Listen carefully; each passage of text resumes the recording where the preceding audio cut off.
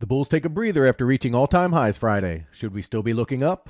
This is Invest with Jacob.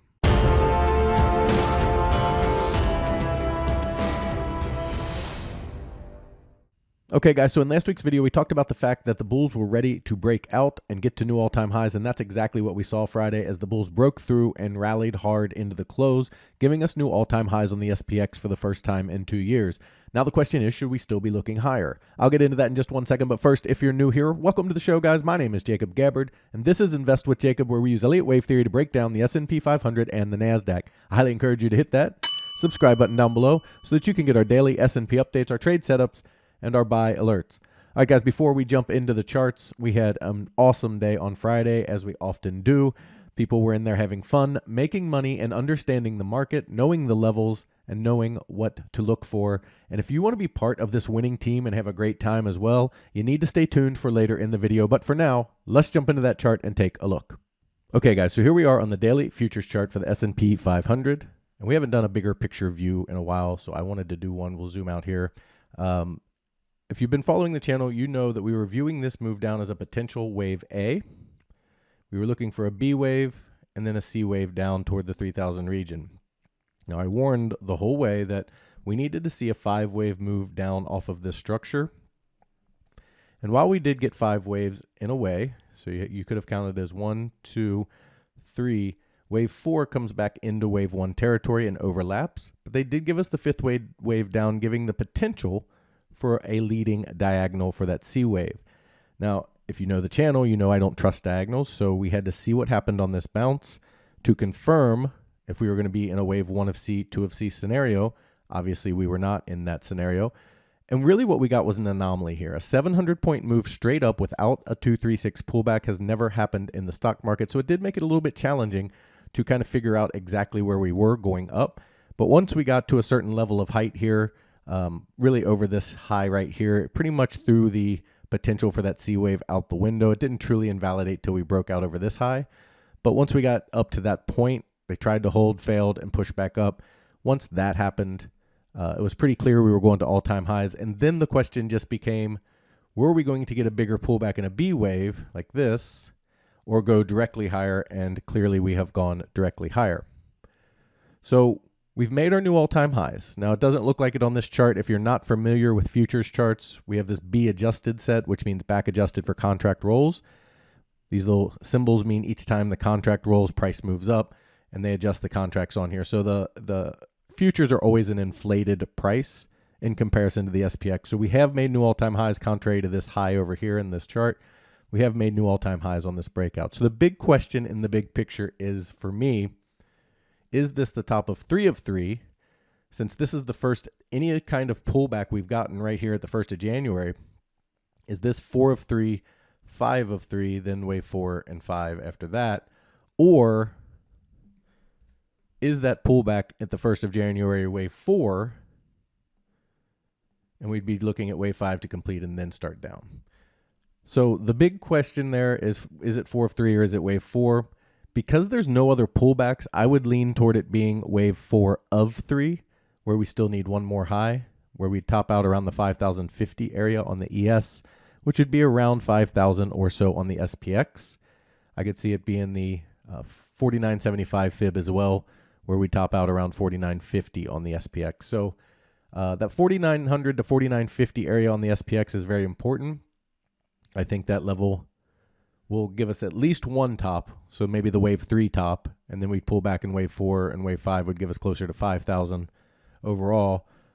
But I think that 4,900 to 4,950 level on the SPX will be really important, and then what happens after that will be really the telling sign.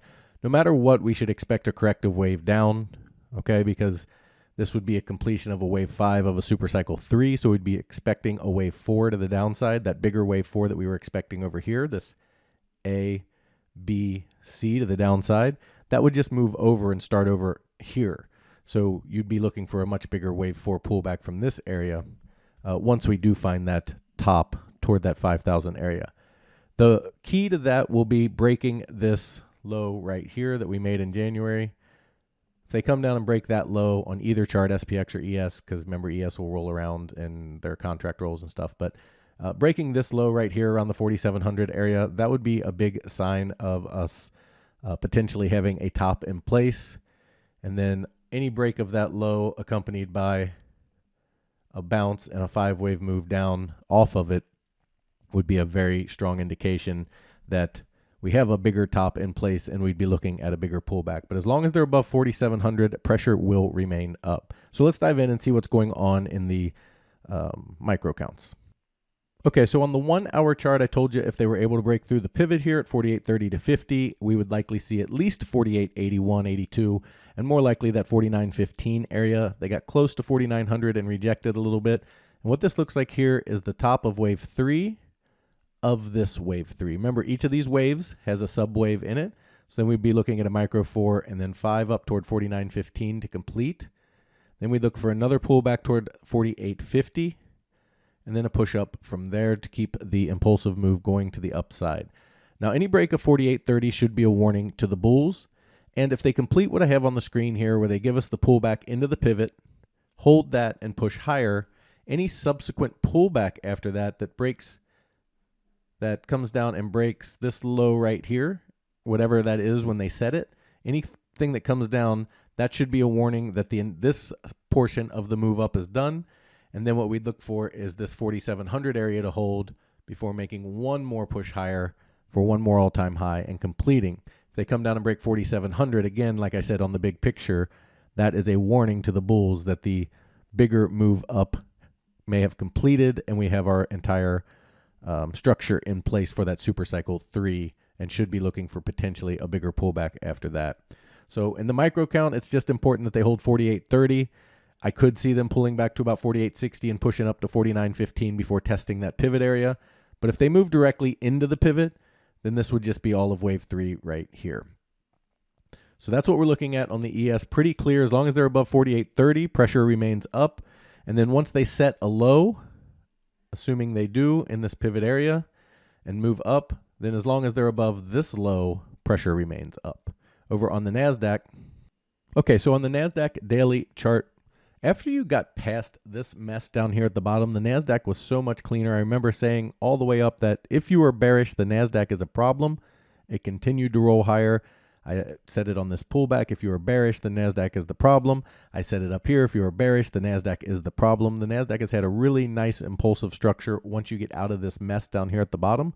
So in looking at the NASDAQ, okay, it kind of gives us also a little bit of that confirmation that we do still need 2 more highs. In other words, we were in wave 3, 4, and 5 of 3.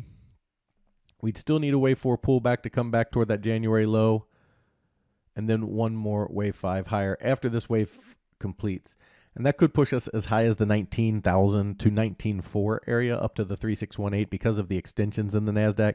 It never broke its pivot to the downside like the ES did. It never got in a diagonal. It never did anything but look bullish the entire way.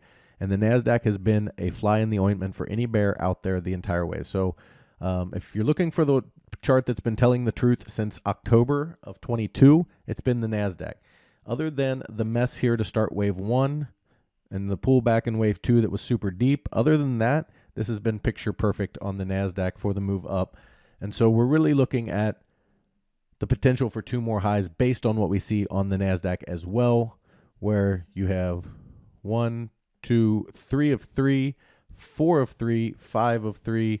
You look for another wave 4 down, another 5 up, again toward that 19,000 to 19,400 region overall. So 2 more highs on the NASDAQ. Again, a break of the low from back here in October would be a very big warning sign that we are done with the move up and we are headed back down in a much bigger pullback and correction. And then the January low for a more immediate move up would be what we'd want to watch as well. So NASDAQ, very bullish to the upside. Still looks like it needs to complete the wave it's in and then pull back one more time and then one more big push up to complete kind of a blow off top toward the 19,000, 19,400 area on the futures. Let's drill down into the NASDAQ. Again, NASDAQ is leading as usual, where we have the 1, 2, 3, 6 basically hit. It came up a couple ticks short, maybe just 1 tick short. But as you saw in the intro, one of our users said, man, the NASDAQ hit your numbers exactly, which That's how Elliott Wave works. We have these targets. Once we get a structure in place, those structures can tell us a whole lot about where the market's headed and where it's going to fail and when those charts are wrong. It's a very powerful tool.